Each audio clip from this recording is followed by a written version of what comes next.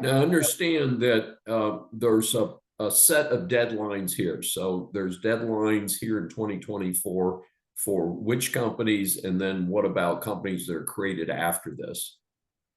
Yes, that's exactly correct. For entities formed prior to 2024, a reporting company must file by the end of 2024. So they give you a whole year if you've been formed in 2023 or before. An important set of information here is that if you are in that subset of companies that have already been formed prior to 2024, you don't have to report information about the company applicant.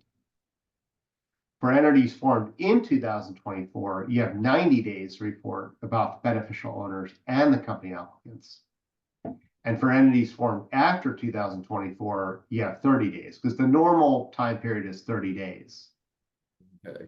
So there's a phase-in period basically, and then at basically 2025, it's going to be 30 days. Now, is this going to be annual? Are you going to have to file every year? No, you file once, but if there are any changes, Yes. To the information, then you have 30 days to report that change. And so that brings up something that I think is important for everybody to understand, and that is that you may yourself get a FinCEN identifying number, and then you just have to report that number.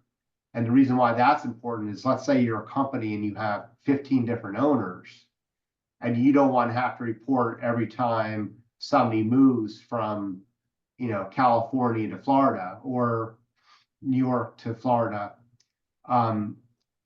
You essentially would just report that person's FinCEN identifying number, and then that person, not the company, that person has a responsibility to change its information to update because it is the person that filed for the identifying number.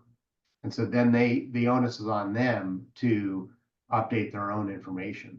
So so it depends upon how it's filed, but basically within 30 days of any change, there has to be an update either by the company or by the beneficial owner, him or herself.